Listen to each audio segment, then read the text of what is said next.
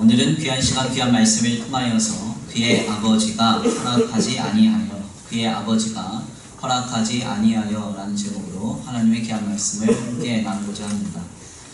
오늘 우리가 믿는 진리인 기독신앙은 어느 날 갑자기 하늘에서 완성된 형태로 우리에게 떨어져 규준된 것이 아닙니다. 진리인 기독신앙의 표준함에 있어 가장 중요한 전제 중 하나는 바로 연속성과 지속성입니다. 진리인 기독신앙의 표준은 실상 지난날 수많은 역사의 현장 속에서 계속된 도전과 검증이 이루어져 왔기 때문에 초대교회로부터 초대교부들, 그리고 건전한 중세의 신학자들과 종교개혁자들, 그리고 근대의 건전한 신학자들에 이르기까지 그들의 신학과 신앙의 일치된 견해 속에서 발견되는 것입니다. 특별히 신앙 공동체를 미혹하는 잘못된 가르침은 초대교회로부터 오늘날에 이르기까지 계속적으로 주의 교회와 성도들을 어렵게 하였습니다. 이는 지금도 여전히 이어져서 우리를 여전히 미혹하고 있습니다.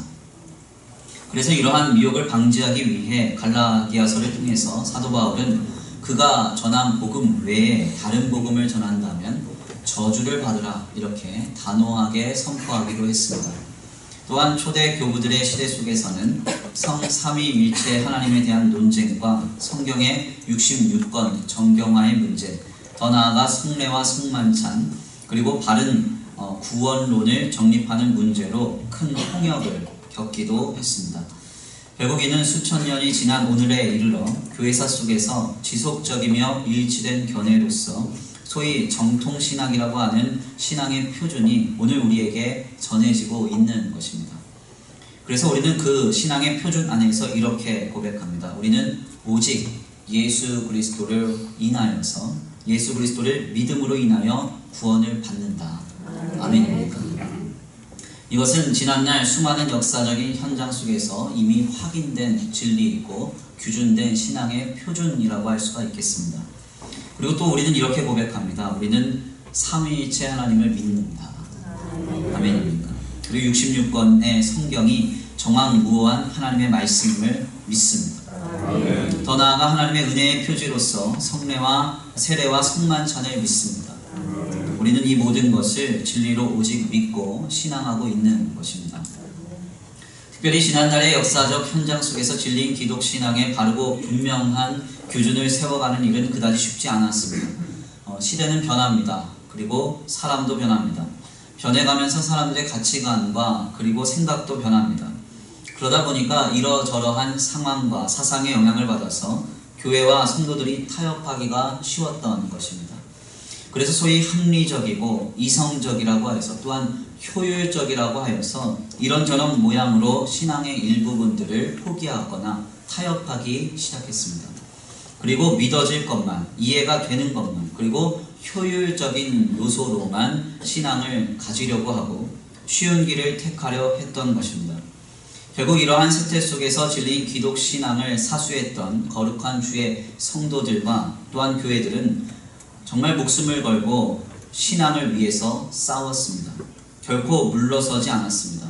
몸부림을 쳤습니다. 그래서 사실 많은 사람들이 실제로 생명을 잃기도 했습니다.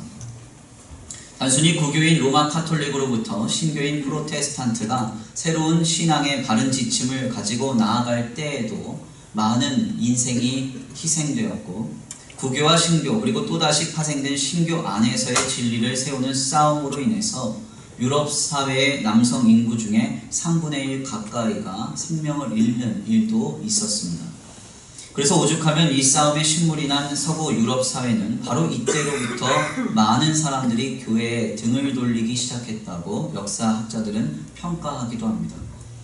그러나 이렇게 치열하게 다투면서까지도 우리 믿음의 선조들이 진리인 기독신앙의 표준을 지켰던 이유는 다른 것이 아닙니다.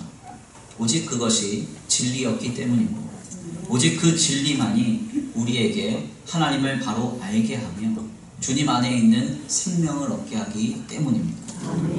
그러므로 진리인 기독신앙을 따라가는 성도들은 이 신앙의 요소에 있어서 결코 타협이 없어야 합니다. 진리는 타협할 수 없는 것입니다.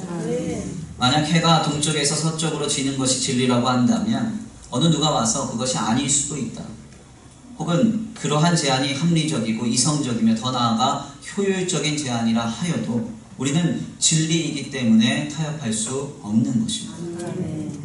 유명한 기독교 변증가인 C.S. 루이스의 표현을 빌리자면 1 더하기 1의 수학적 진리가 2인데 2.1과 1.9는 2와는 가깝지만 2가 아니기 때문에 진리라고 인정할 수 없는 것입니다.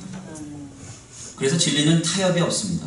바로 여기에서 우리는 오늘 진리를 사수하는 신앙의 바른 길을 걸어가기 위해 한 가지 우리에게 필요한 요소가 있음을 깨닫게 됩니다. 그것이 무엇입니까? 그것은 바로 단호함입니다. 예수 그리스도 외에는 하나님께서 구원받을 만한 다른 이름을 우리에게 주시지 않았습니다. 그렇다면 예수 그리스도 외에 구원이 있습니까? 구원은 없습니다. 오직 예수 외에는 구원이 없습니다. 66권의 성경 외에 하나님의 말씀이 있을까요? 네, 없습니다. 66권의 성경 외에 하나님의 말씀이 없습니다. 오직 믿음으로 말미암아 의인은 산다 그랬습니다. 그러니까 이 믿음 외에 우리가 구원을 받을 만한 다른 방법이 있을까요? 없습니다. 오직 믿음, 솔라 피데, 오직 믿음으로만 우리는 구원을 받는 것입니다. 주 예수를 믿으라. 그리하면 너와 내 집이 구원을 얻으리라. 주님 우리에게 이렇게 약속하셨습니다. 예수를 믿음으로 우리는 구원을 받고 하나님 안에서 영원한 생명을 얻게 되는 것입니다. 우리는 이러한 신앙의 진리 앞에 또한 진리의 표준 앞에서 결코 타협할 수 없습니다. 그래서 실상 진리인 기독 신앙을 가진 교회와 성도들이 지난 역사의 현장 속에서 보여준 모습은 바로 이 단호함이었습니다. 신앙에 있어 결코 물러서지 않았습니다. 결코 물들어가거나 타협하지 않았다는 것입니다. 우리가 잘 알고 있는 다니엘은 죽음을 각오하고 제단에 바쳐진 음식을 먹지 않았습니다. 다니엘의 세 친구는 불구덩이에 던져질 죽음을 각오하고 금신상에 절하지 않았습니다. 이사야는 왕의 사촌이었습니다. 그의 사촌 형이 왕이었습니다. 그러니까 그 역시도 왕족이었습니다. 그러나 이사야는 하나님의 말씀에 순종하기 위해서 3년 동안이나 벌거벗으며 맨발로 다녔다고 성경은 기록합니다. 이는 왕족으로서는 도저히 상상할 수 없는 수치입니다. 그러나 이사야는 이 일을 묵묵히 감내했습니다. 호세아는 하나님의 말씀 때문에 창기와 결혼했습니다. 바울은 복음 때문에 수없는 위험과 고난, 죽음을 자처했습니다. 그들이 이렇게까지 하면서 지키고자 했던 것은 무엇입니까? 간단합니다. 하나님을 향한 신앙과 주님 안에 있는 진리, 그것을 지키기 위해서 그들은 몸부림쳤고 열심내었던 것입니다. 진리는 선명하게 지켜져야 합니다. 그리고 진리인 신앙은 분명하게 선포되어야 하는 것입니다. 그러므로 오늘 우리는 예수 그리스도를 믿음으로 이 진리인 기독 신앙의 여정을 살아간다고 하는 성도라고 우리를 표명하면서 지금 우리 스스로에게 이와 같이 질문할 필요가 있습니다. 우리는 과연 신앙 때문에 단호합니까? 우리는 과연 진리 때문에 단호합니까? 우리는 우리의 감정과 판단, 우리의 생각에는 한치도 양보 못하는 단호함을 쉬이 보입니다. 그러나 희한하게도 정작 지켜져야 할 본질과 신앙의 본질과 진리 앞에서 너무나 우리는 쉽게 타협하는 모습을 보일 때가 많습니다. 이것은 매우 이상한 일입니다. 그래서 저도 목회를 하다 보면 참 희한한 성도님들의 모습을 가끔 봅니다. 어떤 분들은 정말 말을 해야 할 때는 침묵하시는 분들이 있어요. 눈치를 보십니다. 그런데 반면에 별로 말할 것도 아닌데 소리를 높이시는 분들이 있습니다. 내 감정 상했다. 자존심 상했다. 내 기분 나쁘다. 거꾸로 되어져야 됩니다. 우리의 감정과 판단, 생각과 같은 비본질적 요소는 얼마든지 양보할 수 있습니다. 얼마든지 타협할 수 있습니다. 그러나 본질과 진리, 신앙의 문제에 있어서는 우리는 한치도 물러서서는 안 되는 것입니다. 오늘 본문의 말씀은 바로 이러한 관점에서 우리에게 큰 깨달음을 줍니다. 오늘 본문의 말씀은 야곱이 그의 손자인 에브라임과 므낫세를 향하여 강복을 한 뒤에 요셉이 보이는 반응을 우리에게 전합니다. 우리가 수주째 나누고 있는 바와 같이 야곱이 에브라임과 므낫세를 엇바꾸어 축복하자 요셉은 이것을 매우 못마땅하게 여겼습니다. 이미 애국 문화에 많이 물이 들어버린 요셉은 아버지 야곱을 통한 하나님의 섭리를 받아들일 수가 없었던 것입니다. 그런데 특별히 오늘 본문 말씀을 깊이 숙고해보면 요셉이 보인 이 반응은 단지 그의 내면에서만 일어났던 것은 아니었습니다. 오늘 본문 말씀 17절에서 18절인데요. 우리 함께 다 같이 봉독합니다. 오늘 본문 말씀 17절에서 18절입니다. 시작.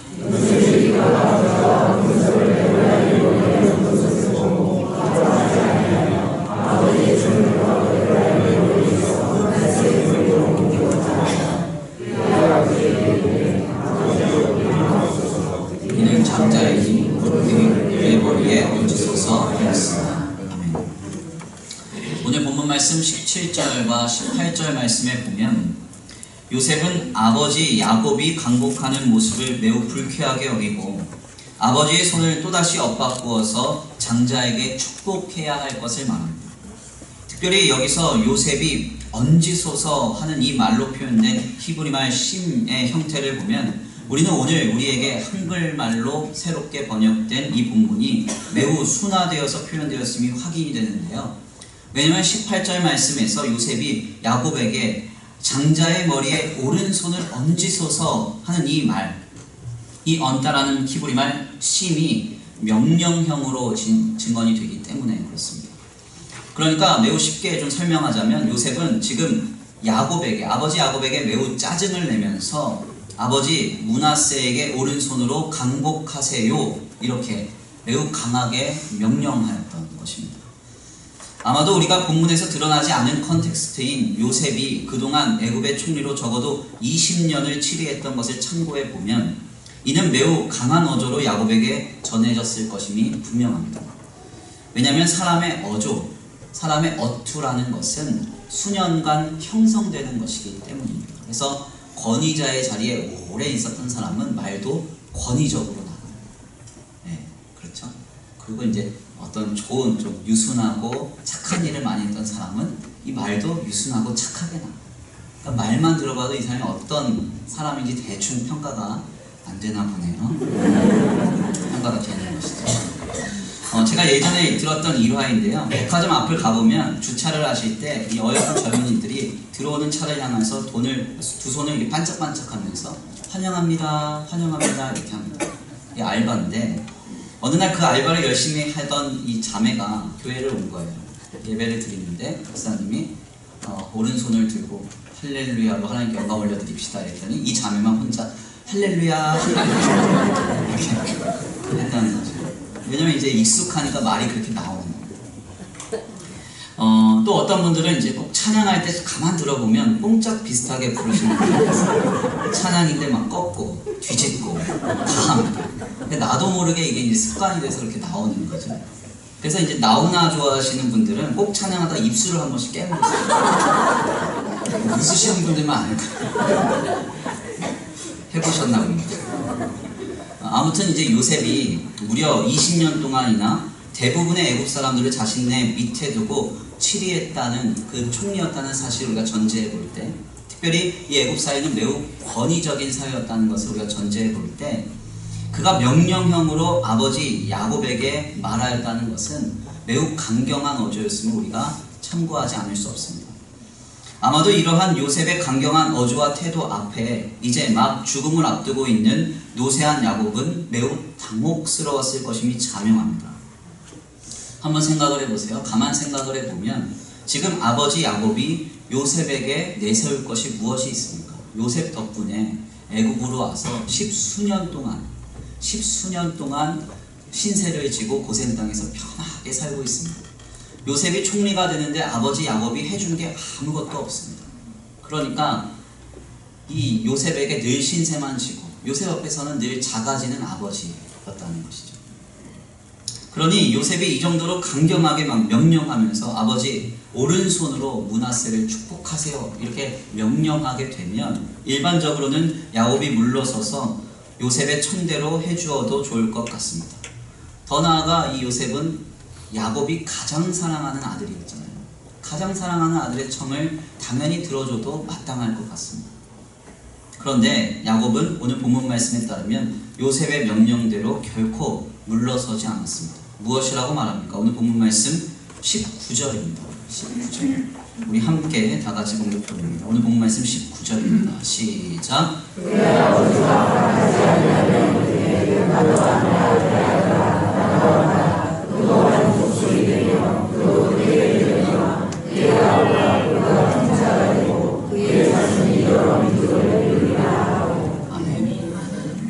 오늘 본문 말씀 19절 말씀을 보면 특별히 이 원어 성경에서는 본문이 마엔이라고 하는 동사, 히브리 말 이 마엔이라고 하는 동사로 시작합니다. 이 동사인 마엔은 거절하다 이런 뜻인데요. 여기에 내포된 의미는 완전히 그리고 매우 단호히 이런 뜻이 내재되어 있습니다. 그러니까 야곱은 요셉의 강경한 태도와 명령의 언어가 자신에게 전달되자마자 매우 단호하게 완전히 그 청을 거절하여 그의 요구를 허락하지 않았다는 것입니다. 도대체 야곱은 왜 이렇게 하였을까요? 야곱이 이제 나이가 많이 들다 보니까 이제 고집이 세져서 남의 말을 안 듣는 것일까요? 그렇지 않습니다. 이는 야곱의 감정이나 판단, 야곱의 계획이나 뜻이 아니었기 때문에 아버지 야곱이 허락하지 않은 것입니다. 바로 야곱의 신앙이었기 때문이었습니다. 만약 야곱이 자신의 감정과 판단, 계획과 뜻대로 에브라임에게 오른손으로 강복했다면 야곱은 얼마든지 자신이 가장 사랑하는 아들 요셉의 청대로 다시 므낫세에게 오른손으로 강복해 줬을 것입니다. 그러나 이것은 야곱의 뜻이 아니라 하나님의 뜻이었습니다. 하나님의 섭리와 계획이었습니다. 즉 진리인 신앙의 영역이었다는 것입니다. 본질적 영역인 진리 안에 있는 것이었기 때문에 야곱은 결코 물러설 수 없었습니다. 그래서 야곱은 매우 단호하게 요셉의 청을 거절하였던 것입니다. 우리는 바로 여기에서 오늘 진리인 기독 신앙의 성도의 삶을 살아가는 우리의 인생의 길을 보게 됩니다. 세상은 착한 성도를 기대합니다. 세상은 착한 교회를 기대합니다. 하물며 목회자도 착해야 된다고 말합니다. 여기서 세상이 기대하는 착함이란 온순하고 유순하여 소위 좋은 게 좋은 거지 하고 마냥 다 품어주고 모두 다 안아주고 덮어주는 어찌 보면 해맑고 순수한 행위와 태도를 말합니다. 그러나 성도는 착한 사람들이 아닙니다. 교회는 착한 교회가 아닙니다. 목회자도 속된 말로 착게 빠져서 안 됩니다. 우리는 거룩한 성도가 되어야 합니다. 거룩한 교회가 되어야 합니다. 목회자도 역시 거룩한 목회자가 되어야 합니다. 여기서 말하는 거룩이란 하나님께 속하여 철저히 구별됨을 뜻하는 것입니다. 하나님은 선하시며 완전하신 분이십니다. 즉 그래서 그분과 관련이 없고 그분이 원하시지 않는다고 하면 우리는 그것을 결코 우리 자신과 우리의 삶의 자리와 우리의 교회에 들여와서는 안 된다는 것입니다. 세상이 말하는 소위 착한 사람들은 좋다고 하면 다 그냥 마냥 감수하고 따라갑니다. 그리고 마냥 분위기를 좋게 하는 것이라고 하면 그냥 눈 감고 쓱 지나가 줍니다. 그러나 거룩한 사람들은 아닙니다. 하나님이 기뻐하시지 않는 것이라고 하면 속된 말로 다 뒤집어 엎기도 하고 과격하면 예민하게 반응하기도 합니다. 우리 예수님을 보십시오. 예루살렘 성전 앞에서 장사치들이 돈을 바꿔주고 짐승을 팔고 하는 일이 성행하게 되니까 어떻게 하십니까? 한 손으로 채찍을 만드셔서 그들을 내쫓으시고 상을 엎으셨다. 그러니까 우리 예수님도 한 성격이 하시는 거예요. 거룩한 사람들은 거룩하지 않은 것을 보며 접할 때 그것에 예민하고 과민하게 반응하지 않고서는 견딜 수 없습니다. 왜냐하면 내주하시는 성령께서 그것을 못 견디게 하시기 때문에 그렇습니다. 그래서 사도 바울은 고린도전서 6장, 고린도후서 6장을 통해서 매우 분명하게 선포했습니다. 의와 불법이 어찌 함께하며 빛과 어둠이 어찌 사귀며 그리스도와 벨리알이 어찌 조화되며 믿는 자와 믿지 않는 자가 어찌 상관하며 하나님의 성전과 우상이 어찌 일치가 되려 우리는 살아계신 하나님의 성전이다. 아멘입니다. 그러므로 하나님의 성전인 우리는 거룩한 길에서 진리를 사수하기 위해 오늘을 단호히 신앙으로 살아내야 하는 것입니다. 때때로 이 길은 가장 사랑하는 요셉의 청을 거절해야 하는 민망한 일이 될 수도 있습니다. 때때로 이 일은 그동안 도움을 받은 사람을 매몰차게 잘라내야 하는 일이 될 수도 있습니다. 때때로 이 일은 타협하여 쉽게 갈 수 있는 길을 포기하고 고난을 자처해야 하는 일이 될 수도 있습니다. 그러나 우리는 그 선택이 하나님이 기뻐하시며 주님 안에 있는 거룩한 진리의 영역의 것이라고 하면 이를 마땅히 여기고 모든 것을 감수해야 한다는 것입니다. 사람과의 관계가 소원해진다 하더라도 우리는 그렇게 해야 합니다. 세상으로부터 멸시를 당한다 하더라도 우리는 담대히 거절해야 됩니다.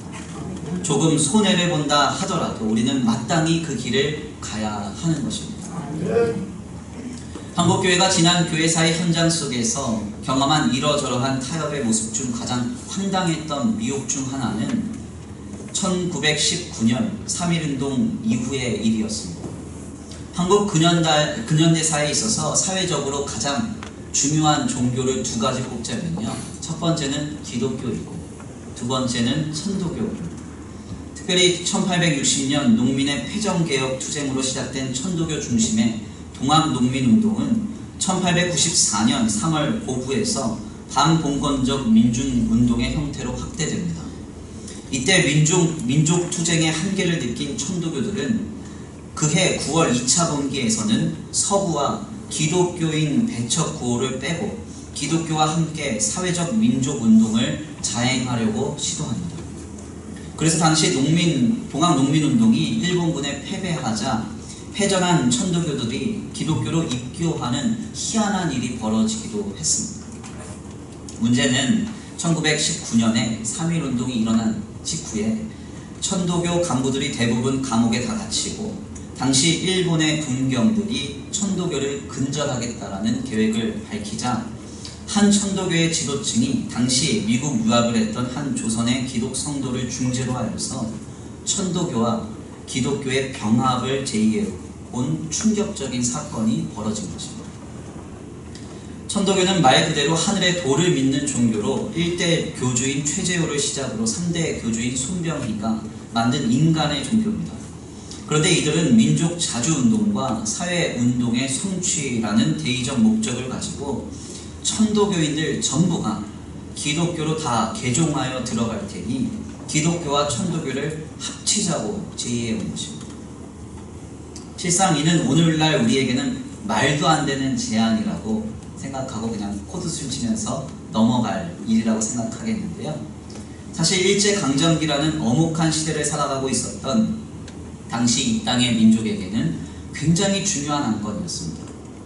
더 나아가 당시 기독교의 입장에서는 당시 무려 100만 명 이상이나 되는 천도교들이 기독신자로 개종되는, 그러니까 100만 명 이상 기독신자가 늘어날 수 있는 절호의 기회이기도 했습니다. 그러니까 한국 근현대사에 있어서 기독교가 가장 막대한 영향력을 행사할 수 있는 사회종교로 도약할 수 있는 기회였다는 겁니다. 결국 이 안건은 당시 선교사 클라크와 조선 예수교 장로회의 총회 임원들에게 전달됩니다. 모든 천도교들이 기독교로 개종을 하겠다. 그러니까 천도교와 기독교를 합치자. 이 안건이 어떻게 처리됐을까요? 네, 다행히도 이 안건은 상정되자마자 단호하게 거절됐습니다. 정확히 4가지 이유로 거절됐는데요. 그 당시의 기록은 선교사 클라크의 길로서 우리에게 전해집니다. 제가 잠시 그 원문을 읽어드리겠습니다. 첫 번째, 천도교인들은 축첩, 그러니까 첩을 두는 것과 음주, 흡연 등과 같은 도덕적 결여가 심각하므로 기독교와 천도교는 병합될 수 없다. 둘째, 천도교인들은 진리인 기독교의 교리에 무지하므로 기독교와 천도교는 병합될 수 없다. 셋째, 천도교가 소위 자연종교적인 교리로서 인간이 통절히 하나님의 세계를 찾는 한 정신의 표현이지만 기독교는 하나님께서 자신을 밝히 보이시는 계시의 종교이므로 서로 상반되기에 기독교와 천주교는 병합될 수 없다. 넷째, 천도교가 거교회적으로 정치활동에 나서고 있기 때문에 온 결의의 호응을 받고 있으나 그것을 근거로 기독교와 융합하는 것은 옳지 않다. 어떻습니까? 네, 믿음의 선조들이 굉장히 중요한 결정을 잘 내린 것 같죠. 이는 오늘을 신앙으로 사는 우리들에게 시사하는 바가 큽니다. 아무리 좋은 목적과 선한 취지라도 하나님이 기뻐하시지 않는 결여가 있다고 한다면 우리는 그것과 함께할 수 없습니다. 아무리 사회적으로 인정받고 많은 사람들에게 인기를 끄는 일이라 할지라도 그것이 진리가 아니라고 하면 우리는 그것과 함께할 수 없습니다. 신앙은 고고한 것입니다. 신앙은 거룩한 것입니다. 신앙은 오직 한 가지 진리입니다. 여기에서 바로 능력이 나타납니다. 좋은 취지나 선한 목적이라고 하여서 혹은 어떤 선한 결과를 성취할 수 있다고 하여서 더 나아가 많은 사람들에게 인정받고 인기를 끌 수 있다 하여서 하나님의 것과 세상의 것은 함께 갈 수 없는 것입니다. 신앙은 고고하고 진리는 거룩합니다.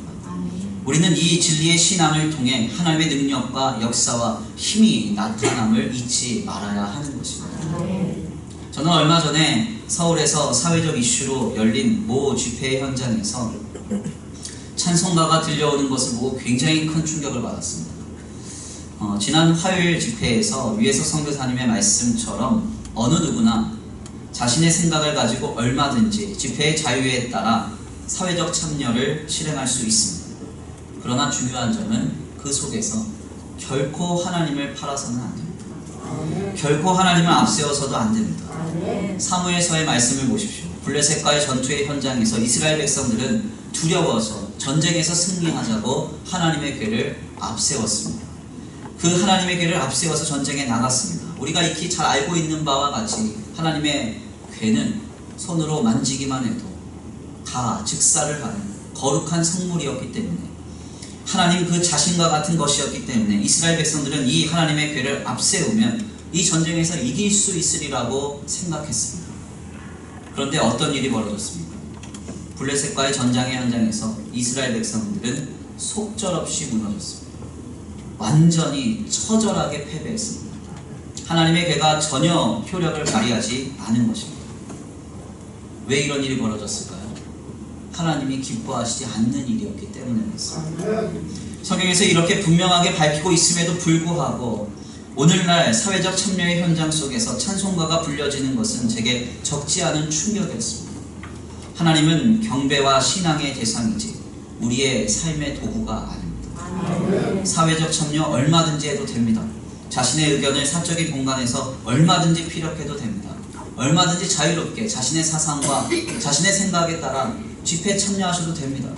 저도 사적인 공간에서는 얼마든지 제 의견을 피력합니다. 그러나 하나님을 공적으로 이용해서는 안 됩니다. 특별히 제가 집회 현장을 보도하는 그 영상에서 더더욱 충격받았던 것은 그 찬송가가 올려진 현장에서 목사님이 나와서 연설을 하시더라고요.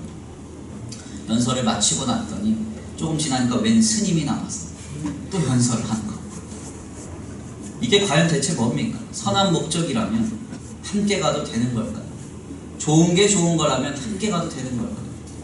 그냥저냥 덮어두고 가는 것이 우리가 믿는 신앙의 길입니까? 영혼을 죽이는데 앞장서고 있는 사람들과 그 잘못된 우상 숭배자들과 사회적 선의를 가지고 화합할 수 있습니까? 기독교가 천도교와 융합될 수 있습니까? 그럴 수 없습니다. 신앙은 결코 그런 영역의 것이 아닙니다. 우리 믿음의 선조들은 삼위일체 하나님, 이 교리 하나 지키려고 피를 흘렸습니다. 66권의 성경을 통해 말씀하시는 하나님, 이것 하나 이루기 위해서 자신의 인생을 바쳤습니다. 오직 예수 그리스도만으로 구원을 받고 오늘도 말씀과 성례전을 통하여 우리에게 은혜를 내려주시며 오직 믿음으로, 오직 은혜로, 오직 성경으로 우리의 구원을 이뤄가시는 하나님을 향한 진리의 기독신앙의 표준을 지켜가기 위해서 자신의 생명을 내어주었습니다. 우리가 지금 당연하게 믿고 당연하게 받았던 신앙의 모든 요소들은 당장 우리의 상황과 환경, 내 기분과 감정대로 마구 뒤섞고 타협하여 다음 세대들에게 물려줄 수 있는 그런 영역의 것이 아닙니다. 온 우리의 마음과 정성을 다하여 그리고 온 우리의 인생을 바쳐서 우리의 자녀와 그 자녀의 자녀와 그 자녀의 자녀가 지나고 또 지나 우리 예수 그리스도께서 다시 오시는 그날까지 유지되고 보존되며 지켜져야 할 진리인 것입니다. 우리는 오늘 이 진리를 맡은 자로서 성도의 삶을 살아내야 합니다. 거룩히 구별된 삶, 타협하지 않는 삶, 물들어가지 않는 삶, 그 삶을 우리는 지금 살아내야 하는 것입니다. 노쇠한 야곱이 강경한 요셉의 명령을 듣는 이 장면은 오늘 우리의 삶과 같습니다. 우리의 인생의 순간순간과 같습니다. 거절하면 왠지 내가 가장 사랑하는 이와의 관계가 끊어질 수 있습니다. 믿음 때문에 우리의 삶이 엄혹해질 수 있습니다. 신앙 때문에 괜히 손해보고 괜히 어려워질 수도 있습니다. 그러나 미혹되지 말아야 합니다. 타협하지 말아야 합니다. 진리라면, 신앙이라면 결코 한 걸음도 물러서지 말아야 하는 것입니다. 저는 사회학자 중에서 유대인 사회학자 중에 지금은 좀 바우만이라는 사람이 있습니다. 이 사람의 글을 참 좋아합니다. 이 사람이 쓴 유명한 책 중 하나가 이제 유동하는 공포 뭐 이런 책인데, 그가 남긴 어느 책에서 이런 표현이 있습니다. 우리가 지난 역사의 현장 속에서 경험했던 충격적인 사회적 사건은 적당한 조건에서부터 시작됩니다. 아우슈비츠의 군락이나 히로시마의 도덕적 교훈 중 가장 충격적인 것은 우리가 철조망 안에 갇히거나 가스실에 들어갈 수 있다는 사실이 아닙니다.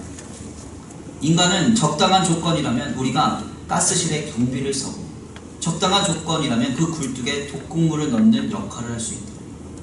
그리고 우리가 적당한 조건이라면 우리는 다른 사람의 머리 위에 폭탄을 떨어뜨릴 수 있다는 사실을 잊지 말아야 합니다.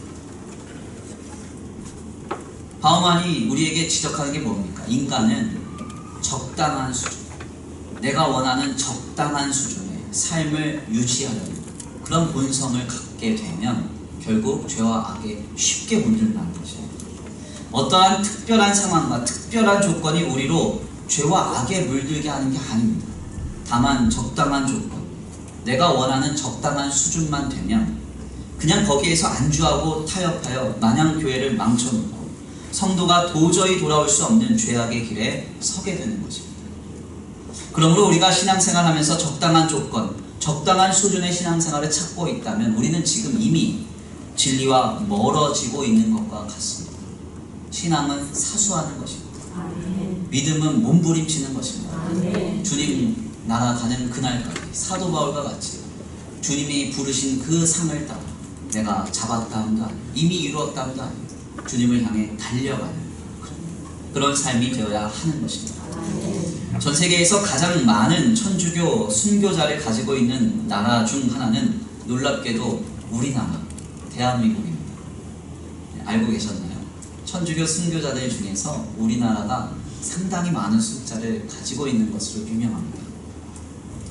19세기 말 기록을 보면 정말 많은 천주교도들이 피를 흘렸습니다. 오죽하면 마포구 합정동에는 머리가 잘린 산이라고 해서 절두산이라고 하는 순교 성지가 있습니다. 이 성지에서만 29명이 공식적으로 확인된 순교자만 29명이나 있대요. 그뿐만 아니라 비공식적으로는 더 많겠죠. 정말 많은 순교자들이, 이 천주교도들이 이제 순교의 피를 흘렸습니다. 그래서 이 동방의 작은 나라에 너무나 많은 순교자가 있기에 로마 카톨릭 교회는 이례적으로 우리나라에 굉장히 많은 성자들을 공인하기도 했습니다. 얼마 전에 교황인 프란체스코가 우리나라에 방문을 했을 때 이 성자들을 추모하는 추모 미사를 드렸던 것을 아마 미디어나 매체를 통해 보고 들으셨을 것입니다. 그런데 우리가 이러한 모습을 좀 보면서, 우리가 이런 기록을 좀 살펴보면서 이런 질문을 할 필요가 있습니다. 도대체 왜 19세기 당시에 천주교도들은 그토록 피를 흘리며 죽어야 했을까요? 그 이유는 다른 것이 아닙니다. 대부분 순교자들이 순교할 수밖에 없었던 이유는 제사 때문이었어요. 제사. 조상신을 섬기지 않고 예수 그리스도를 통하여 구원을 이루신 하나님만 섬기겠다 하는 그 신앙 때문에 이 땅의 수많은 천주교도들은 목숨을 내놔야 했습니다. 목이 잘려야 했습니다. 그런데 작금의 현실을 보십시오. 오늘날 과연 천주교도들이 제사를 지내지 않기 위하여 목숨 걸고 신앙을 사수하고 있습니까? 그렇지 않습니다. 고작 한 세기도 지나지 않아서 한국의 천주교회는 토속화되어 죽은 자를 향한 제사를 인정하는 방식으로 타협했습니다. 그렇다면 우리는 이런 질문을 해봐야 됩니다. 과연 그렇다면 지난날 그 먼 산자락에서 죽어야 했던 수많은 천주교도들의 신앙은 어떤 가치가 있습니까? 왜 그들은 도대체 머리가 잘려야 했습니까? 왜 그들은 제사 때문에 조상신을 섬기지 않는다는 이유로 왜 피를 흘려야 했습니까? 그들의 신앙은 과연 어떤 가치가 있습니까? 지금 이 땅의 천주교도들은 그 순교자들의 피를 모른 척하고 다 제사하고 있습니다. 그렇다면 이 순교자들의 믿음과 신앙, 희생은 더 이상 아무 가치도 없고 아무 의미도 없는 것 아니겠습니까? 이러한 사실이 오늘 우리에게 주는 도전이 무엇일까요? 이는 오늘 바르고 건전한 개혁신앙의 바탕을 둔 우리에게 주시는 교훈입니다. 우리가 여타의 이유로 우리의 신앙을 지금의 현실과 문화에 타협하고 안주한다면 우리는 지난날 신앙이라는 이유로, 진리라는 이유로 생명을 내어주기까지 헌신한 믿음의 선조들의 신앙을 무가치하게 만들 것입니다. 그리고 우리는 우리도 모르는 사이에 이미 진리를 잃어버린 자가 될 것입니다. 오직 예수 그리스도 한 분만으로 우리는 구원을 받습니다. 우리는 오직 믿음으로 구원을 받습니다. 우리는 오직 은혜로 구원을 받습니다. 우리는 66권의 성경을 믿으며 하나님께서 오늘 우리에게 말씀하셔서 우리를 붙들고 계심을 믿습니다. 그러므로 우리는 주일이라고 하는 이날 하나님을 예배하고 주일 성수하며 하나님께 우리의 물질로 헌신하며 주의 교회를 통해 하나님께 영광 올려드리고 하나님의 나라를 이뤄가는 이 신앙의 진리를 우리는 포기하거나 타협해서는 안 되는 것입니다. 제가 언젠가 한번 강단에서 말씀드린 이야기입니다. 은사님을 만났습니다. 한 번씩 만나서 이런저런 질문도 좀 하고 좀 깨달음도 얻고 그러는데 밥을 먹다가 갑자기 은사님이 저한테 물어보세요. 김 목사, 남자들이 어떤 여자랑 바람 피는 줄 알아? 제가 바람을 펴봤어야 알죠. 그래서 모르겠습니다 그랬어요. 그랬더니 보기를 주세요. 1번 예쁜 여자, 2번 똑똑한 여자, 3번 몸매가 좋은 여자, 4번 돈 많은 여자. 제가 당당하게 그랬습니다. 예쁜 여자 아닙니까? 그랬더니 아니래요. 그래서 제가 그랬죠. 그럼 똑똑한 여자 아닙니까? 아니래요. 그러면 이제 몸매가 좋은 여자입니까? 또 아니래요. 돈 많은 여자군요. 아니라는 거예요. 속은 기분이었습니다. 왜 물어보셨나요? 그럼 누굽니까? 그랬어요. 제 은사님 그러시더라고요. 편한 여자랑 바람 피는 거야. 편한 여자. 그러면서 뭐라고 저한테 이야기하시냐면 목회도 편하면 죽는 거야. 목회도 편하면 안 돼. 제가 이 말을 듣고 얼마나 많이 깨달았는지 모릅니다. 혹시 이 자리에 편한 사람과 죄짓고 계신 분들 계시면 당장 돌아서고 회개하시길 바랍니다. 진심이에요. 네.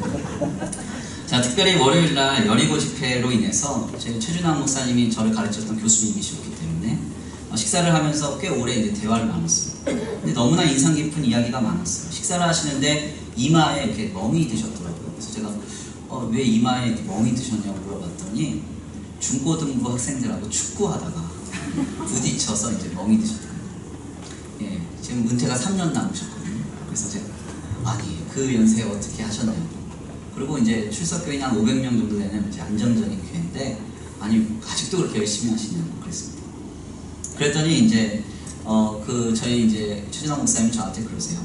몇 년 전에 크게 깨달았대요. 그러면서 저한테 하신 얘기가 김 목사 편하게 안주하는 순간부터 교회는 사양길이야. 그래서 목사님이 깨닫고 나서 지금 어떻게 하시냐면 일주일에 2번 강단에 모기장을 쳐놓고 이불 깔고 누워 주무시면서 목회하신대요. 그리고 금요 기도회를 마치고 나면 2층에서 학생들이 이제 학원 마치고 또 온다는 거예요. 그러면 2부 또 금요 기도회를 또 하신대요. 그리고 토요일 날에는 청년들, 중고등부 애들 모아서 또 축구하고 애들하고 교제한대요. 그러면서 저한테 얼마나 강조하시는지 모르겠어요. 김 목사 끝까지 열심히 해야 돼. 끝까지 열심히 해야 돼. 이제 은퇴를 몇 년 남겨두시지 않는 은사님의 겉면에 제가 얼마나 큰 도전을 받았는지 모릅니다. 오늘 이 아침 우리 주님이 우리에게 묻고 계세요. 목회자들만의 이야기가 아닙니다. 내가 허락하지 아니한 것은 무엇이냐? 단호히 거절한 것은 무엇이냐? 야곱과 같이 내가 어려움을 감수하고 마음 아픔을 감수하고 희생과 헌신을 감수하고 네가 지금 거룩하게 끊어내고 있는 것은 무엇이냐? 우리 주님 묻고 계십니다. 저는 이번 여리고 집회를 4년 차로 감당하면서 너무나 감사함을 많이 느꼈습니다. 물론 매년마다 감사하지만요, 이번 집회에는 정말 주님이 꼭 필요한 분들만 우리 교회에 보내주셔서 말씀으로 크게 은혜 받고 있습니다. 내일까지 주님이 온전히 맞추실 줄 믿습니다. 특별히 이번 집회는 시편 115편 113절의 말씀이 주제였습니다.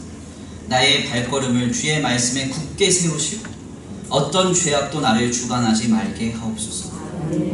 나의 발걸음을 주의 말씀에 굳게 세우시고 어떤 죄악도 나를 주관하지 말게 하옵소서. 주님이 이번 집회를 통하여 우리 성도들과 저와 우리 교회에 주시는 메시지는 거룩이었습니다. 죄와 악에 타협하지 않고 단호히 거룩히 신앙으로 끊임없이 몸부림치라고 주님 계속 말씀하고 계십니다. 강경한 요셉의 명령을 듣고도, 가장 사랑하는 아들 요셉의 청을 듣고도 단호히 거절했던 야곱처럼, 결코 타협하지 않았던 야곱처럼 오늘 우리의 신앙이 거룩하게, 그리고 고고하게, 분명하게, 그리고 건전하게 세워져 가기를 간절히 축원합니다. 우리 이 시간 귀한 말씀 붙들고 함께 기도 올려드리기를 원합니다. 하나님, 오늘 귀한 말씀 가운데 깨닫습니다. 하나님, 오직 물러서지 않고 타협하지 않는 신앙의 진리로 우리의 삶과 우리의 신앙과 우리의 삶의 자리가, 우리의 교회를 이뤄가기를 원합니다. 하나님, 편한 길이라 하여 타협하고 쉬운 길이라고 하여 내려놓고 포기했다면, 하나님 그러한 신앙의 요소가 있다면, 불편하다 하여 하나님 모른 척하고 덮어뒀다, 그런 믿음의 요소가 있다고 한다면, 하나님 지금 다시 한번 아버지 우리에게 은혜를 주사 믿음의 야성을 가지고 단호히 끊어내게 하여 주옵소서. 거룩한 길을 가게 하여 주시옵소서. 우리 이 시간 결단하고 소원하시면서 귀한 말씀 붙들고 기도 올려드리겠습니다.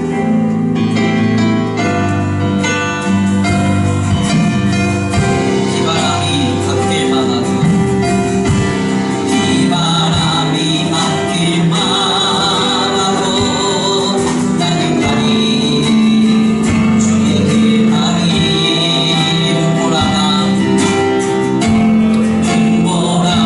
함께 하여 나는 가리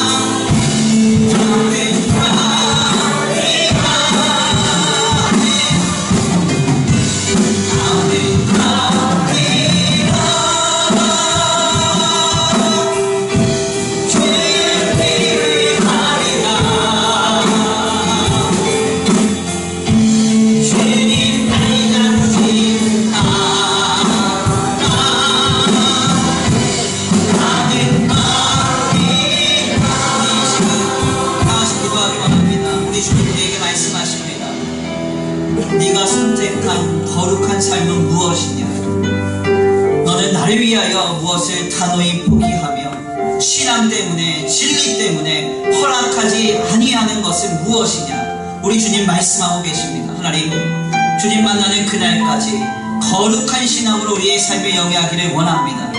우리의 자녀들에게, 그 자녀의 자녀들에게 아버지 예수 그리스도께서 다시 오시는 그날에 이르도록 우리의 신앙이 굳건히 진리로서 유지되고 보존되며 전수되게 하기 위하여 몸부림치고 우리의 삶에 다하여 헌신할 수 있는 아버지 그 믿음을 주시옵소서, 그 은혜를 주시옵소서, 이 신앙의 길을 담대히 단호히 걸어가게 하여 주시옵소서. 우리 이 시간 결단하시면서 귀한 말씀 붙들고 주여 한번 부르시 기도 올려드립니다. 주여 한번 부르시 기도합니다. 주여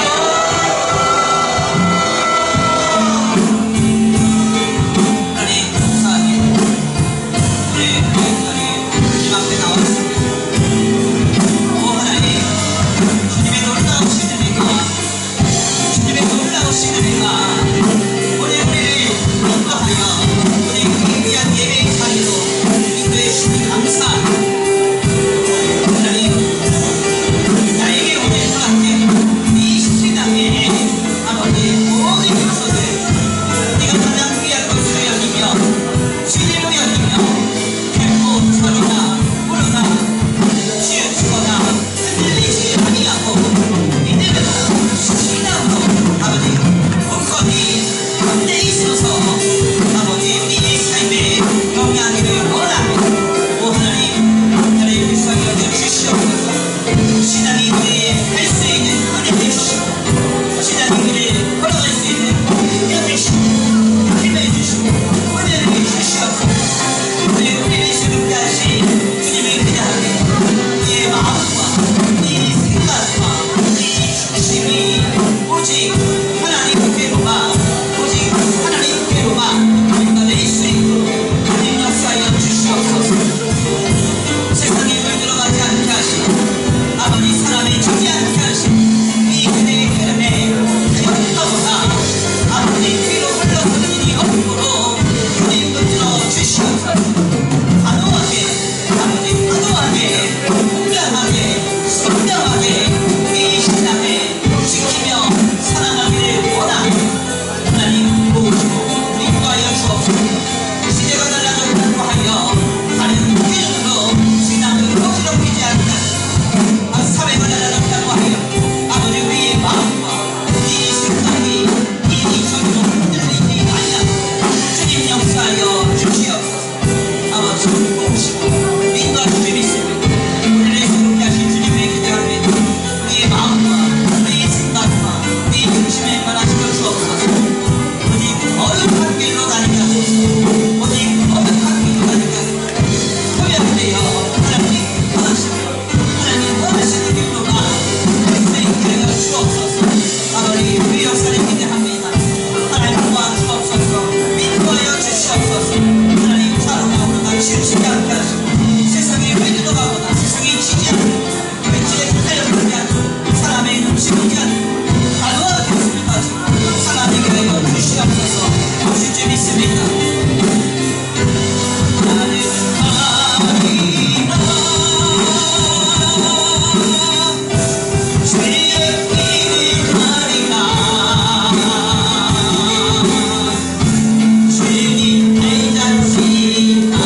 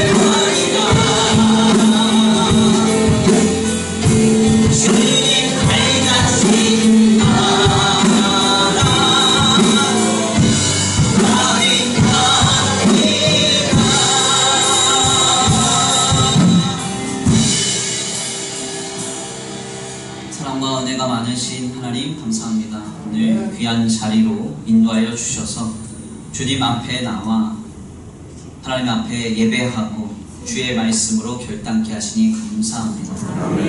하나님, 우리는 시대가 변했다고 하여서 내 상황과 형편이 이러저렇다고 하여서 때때로 하나님 안에서 신앙을 고고하며 거룩하게 지켜야 함에도 불구하고 이런저런 모양으로 타협하며 아버지 뒤로 물러서서 세상에 물들어가고 있었음을 주님 앞에 고백합니다.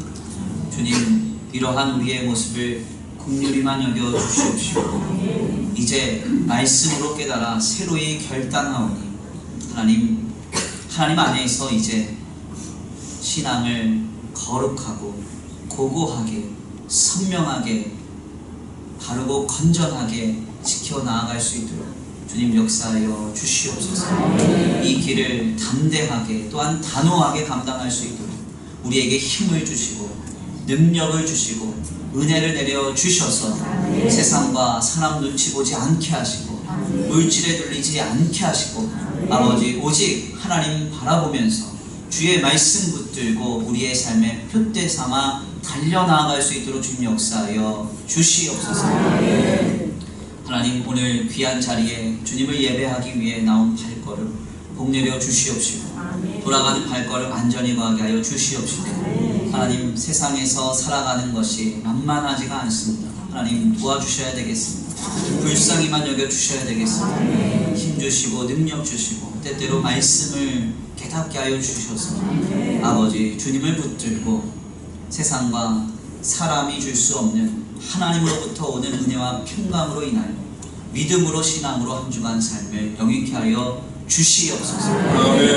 특별히 기도합니다. 하나님 앞에 예배하고 돌아가는 발걸음 안전히 거하게 하여 주시옵시고 하나님, 한 주간의 삶의 현장 속에서 간섭하시며 함께 하시며 도와주시옵시되 하나님의 살아계심과 역사하심으로 그의 삶에 열매 맺어 주시옵소서. 오늘도 귀한 자리에 주님 앞에 예물 올려드리는 손길 기억하시고 복에 복을 더하시며 성령의 충만함과 은혜의 충만함으로 그의 가정과 생업 위에 아버지 복내려 주시옵소서. 세상과 사람에게 영향받지 아니하고 오직 하늘로부터 공급받는 가정과 생업 되게 하시고 이 예물 쓰여지는 곳곳마다 주의 복음이 증거되고 주의 나라를 위해서 거룩하게 쓰임받아 영혼과 생명 살리는데 들어 쓰임받는 복된 예물 되게 하여 주시옵소서. 도우시고 인도하시며 함께 하실 줄 믿고 감사함을 올려드리오며 사랑과 은혜가 많으신 우리 주 예수 그리스도의 이름으로 감사하며 기도 올려드립니다. 이제는 우리 주 예수 그리스도의 은혜와 성부 하나님의 극진하신 사랑하심과 성령 하나님의 내주 교통하심이 오늘 귀한 말씀 가운데 깨달아 오직 거룩한 성도로 살아가기로 결단하는 모든 성도들 머리 위에 이제로부터 영원토록 함께 있을지어다. 아멘.